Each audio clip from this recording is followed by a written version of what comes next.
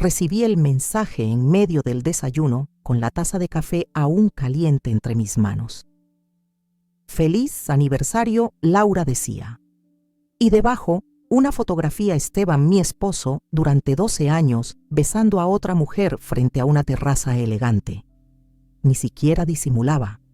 La tomaba por la cintura como si lo hubiera hecho toda la vida. No era un error. Era una decisión. Lo esperé esa noche sin llorar. Quería oírlo decirlo. Y cuando finalmente entró por la puerta cansado de fingir, me miró a los ojos y soltó su discurso. Me enamoré de alguien más. Necesito una vida diferente, más emocionante. Así sin pausa, sin culpa. Como quien se cambia de camisa. No le respondí. Solo subí a mi estudio, recogí algunas cosas y al día siguiente tomé un vuelo. Lo que nadie supo fue que ya tenía un plan restaurarme como he restaurado obras antiguas toda mi vida. Con paciencia, con técnica, con fuego interno. Esteban se quedó con nuestra casa, nuestros amigos, nuestras rutinas. Yo me llevé lo que más valía la paz que él nunca supo ver. Mi nombre es Laura Bermúdez, tengo 38 años y durante mucho tiempo fui la esposa de alguien que quería una vida de escaparates. Yo era la sombra que siempre lo aplaudía desde atrás. Nos conocimos cuando yo restauraba frescos en una galería en Cartagena. Él, agente inmobiliario de sonrisa fácil, y trajes a medida me prometió estabilidad. Y durante años lo creí. Dejé oportunidades fuera del país. Apagué mis ambiciones por nuestros planes. Pero el día que le confronté con la fotografía, no discutió. No se excusó. Solo me dijo, te va a doler ahora, pero me lo vas a agradecer después. Hoy esa frase me hace sonreír. Mi refugio fue una casa vieja que heredé de una tía en Salamanca. Nadie lo sabía. En ese lugar, con olor a madera húmeda y paredes que crujían con el viento, volví a mí. Transformé una habitación en taller y retomé mis restauraciones. Durante horas devolvía el alma a pinturas olvidadas como quien recompone un espejo roto. Mientras tanto, Esteban llenaba sus redes con viajes y cenas caras. Su nueva pareja sonreía junto a él en cada foto. Viviendo su mejor vida, decían los comentarios. Qué curioso que lo llamaran vida cuando todo lo que veía era una vitrina vacía. Yo, en cambio, me convertía en otra. No más la esposa silenciosa. No más la figura de fondo. Semanas después, restauré un óleo barroco para un museo local. El director me preguntó por qué no aparecía en ninguna galería importante. Estaba restaurándome, le dije. Y por primera vez sentí que mis palabras pesaban más que cualquier obra. Un día, mientras limpiaba una caja de recuerdos antiguos, encontré cartas mías sin abrir que le había escrito a Esteban en los últimos años. Hablaban de sueños compartidos, de proyectos que jamás interesaron. Las leí en voz alta sola y luego las quemé. No por rabia, por cierre. No necesito que él se arrepienta. No quiero una disculpa tardía. Solo quiero lo que estoy construyendo ahora, una vida donde yo soy el centro, el proyecto, el futuro. Y así empezó todo. No con una pelea, no con una venganza. Empezó con una imagen. Una mujer que vio en el reflejo de un engaño su oportunidad de renacer. Nunca había sentido tanto miedo como el día que firmé el contrato con el Museo de Arte Europeo. Era una ciudad nueva sin conocidos y un desafío que me dejaba expuesta. Pero también era justo lo que necesitaba. Mientras cruzaba la enorme sala central, la primera vez sentí que estaba entrando en una vida que me había negado por años. Mi primer encargo fue restaurar una tabla flamenca del siglo XV, deteriorada por siglos de humedad. La obra estaba casi irreconocible. Justo como yo. Cada día, durante horas, limpiaba capa por capa, descubriendo colores ocultos, formas enterradas bajo el polvo del tiempo. Y con cada trazo también iba rescatando partes de mí que creía apagadas. A veces me preguntaban si tenía familia. Contestaba con una sonrisa educada y cambiaba de tema. Lo cierto es que ya no me definía por esa vieja historia. Ya no era la que fue abandonada. Ahora era la que volvió a elegir. Mi jefe, el curador principal, comenzó a confiarme obras más complejas.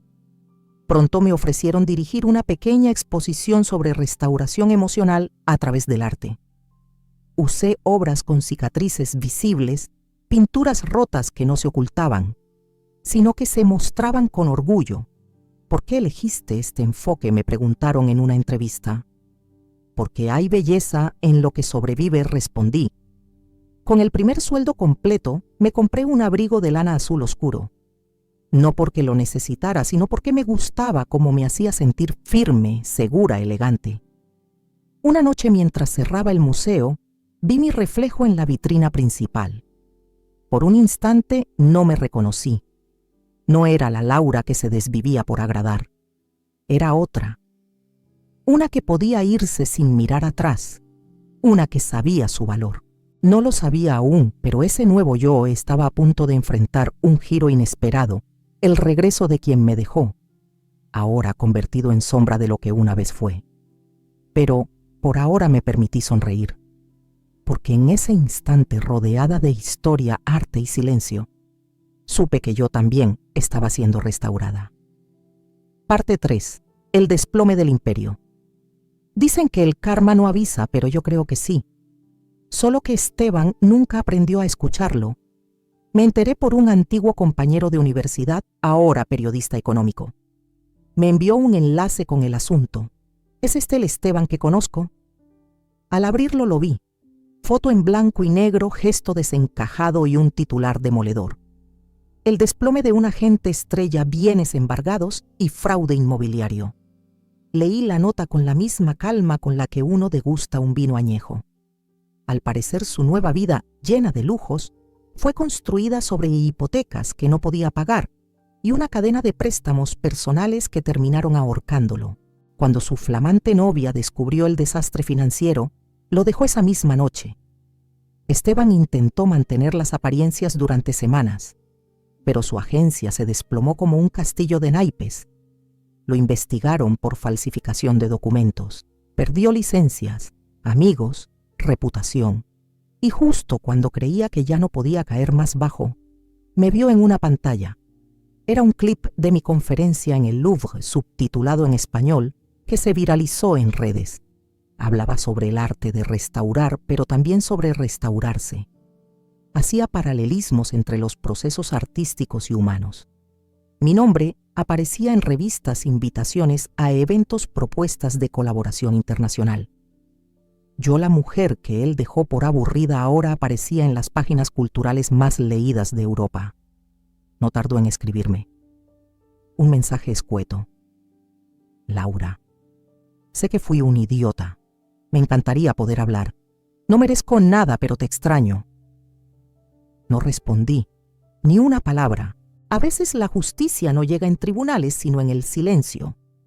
Lo imaginé viéndome en ese escenario rodeada de gente que sí veía valor en mí, en mi trabajo, en mis ideas. Imaginé su desconcierto, su arrepentimiento, su soledad. Y por primera vez no sentí odio, solo una inmensa y serena distancia. Porque Esteban no solo perdió su imperio financiero, perdió el acceso a la mujer que fue capaz de levantarse sin él. Y esa pérdida, supe, era irreversible. A Esteban le gustaba presumir de sus logros, de sus trajes italianos y su reloj suizo que brillaba más que su conciencia. Pero el brillo no dura para siempre. Me enteré por un antiguo conocido que trabajaba en el sector financiero. Me escribió: ¿viste esto? El archivo adjunto era una nota de prensa. Agente inmobiliario enfrenta investigación por estafa y evasión fiscal. Y la foto inconfundible. Esteban con la mirada baja y sin su sonrisa de vendedor encantador. Según los informes, su empresa había acumulado una montaña de deudas que venía ocultando con préstamos cruzados y propiedades sobrevaloradas. La crisis del mercado lo alcanzó y lo desnudó frente al mundo. Su nueva novia, la misma por la que me dejó, se marchó, apenas descubrió que vivían en una fantasía financiada por mentiras. Lo abandonó una noche, dejándole solo una nota y un montón de preguntas sin respuestas. Las cuentas fueron congeladas. Le embargaron su apartamento de lujo, su auto deportivo, incluso la cabaña que decía que algún día sería para los dos. Todos esos símbolos de estatus desapareciendo uno por uno. Y entonces me buscó. Parece que alguien le mostró una entrevista mía en televisión.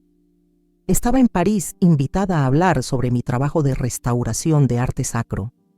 Hablaba sobre piezas que habían sobrevivido guerras, saqueos, el olvido, y cómo con paciencia y respeto podían recobrar su valor.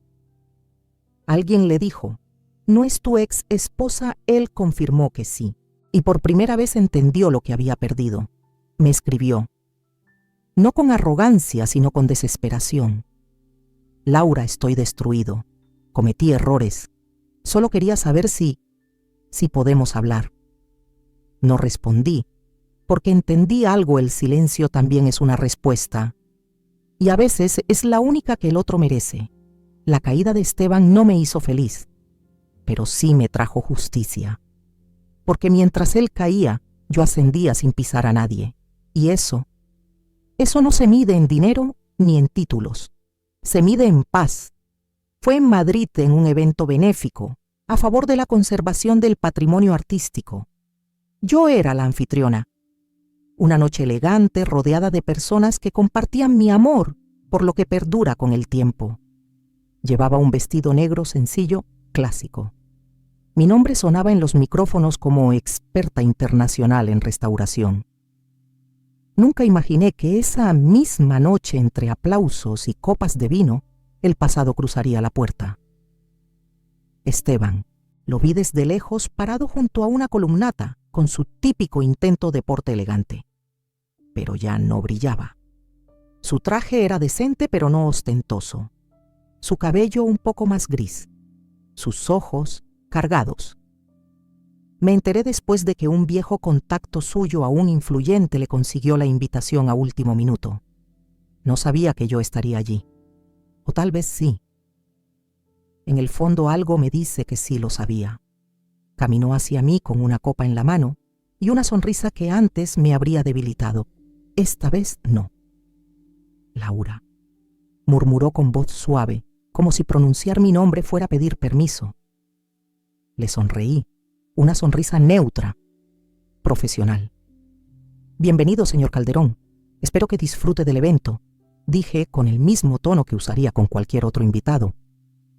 Sus ojos se encogieron apenas. No lo esperaba. Tal vez soñó con una lágrima, con una mirada cómplice. Pero no. Yo no era ya su pasado. Era alguien inalcanzable. ¿Podemos hablar en privado? Negué con suavidad, aún sonriendo. Estoy trabajando esta noche. Si necesita algo, mi equipo está a su disposición. Y me giré. El momento fue breve pero eterno. La ironía no me dolió. Me elevó. Él había elegido una vida emocionante y ahora era yo quien vivía en un mundo que ni imaginó. Esa noche, mientras regresaba al hotel en un taxi silencioso, recordé su frase de despedida. Tú necesitas rutina. Yo necesito fuego.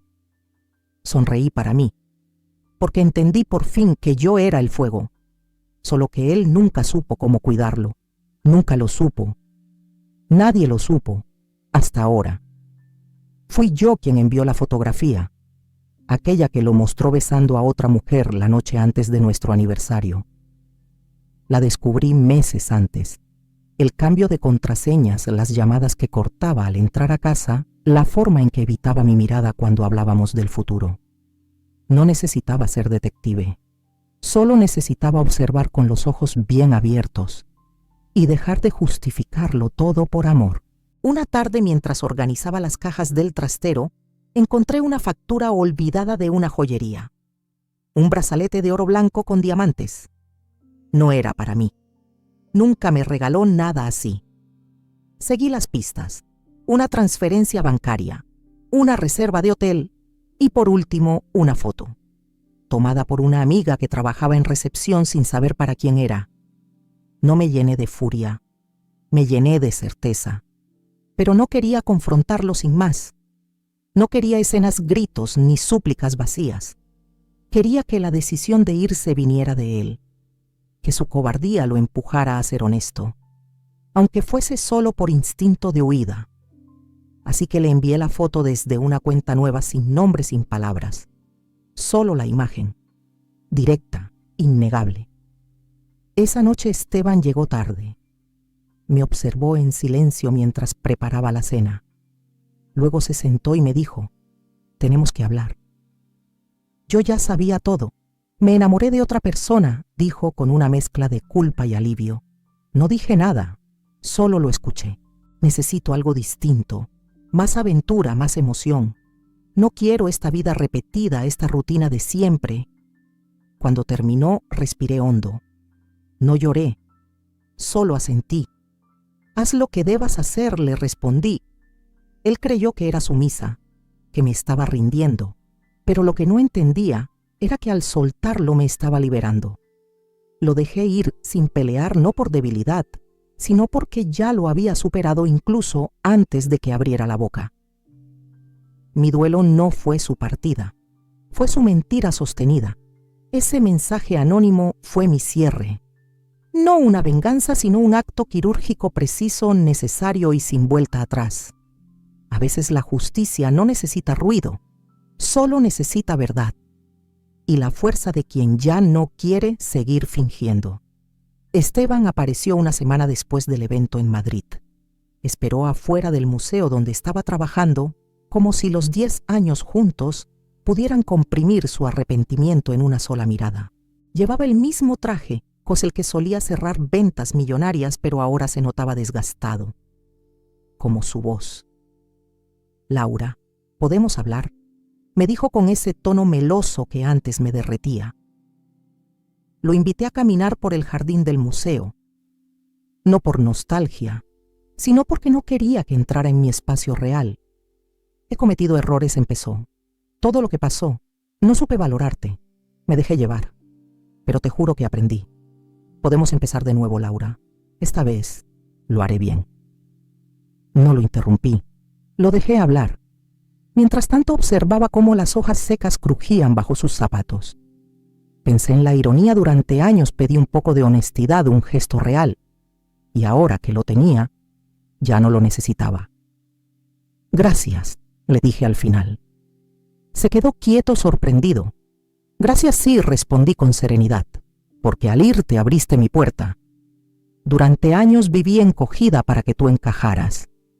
Me alejé de oportunidades, rechacé becas, pospuse mis sueños para sostenerte. Pero cuando te fuiste entendí que no se me había roto la vida. Solo se había roto una mentira». Se le humedecieron los ojos. Lo vi tragarse el orgullo. «Podríamos intentar», susurró. Negué con la cabeza. «Lo que teníamos ya no existe. No porque fallaras, sino porque crecí. Y ya no quiero volver a ese molde. No por rencor, solo por respeto a lo que soy ahora». Esteban no supo qué decir. Se quedó en silencio con las manos colgando como si no supiera qué hacer con ellas. «Adiós, Esteban», le dije con una sonrisa suave. Y me di la vuelta sin mirar atrás. No por dramatismo, sino porque ya no había nada que buscar en ese rostro. Su historia conmigo había terminado. Y la mía apenas comenzaba. A veces cerrar una puerta no duele. Duele más vivir años deseando que alguien la cierre por ti. Yo la cerré sola.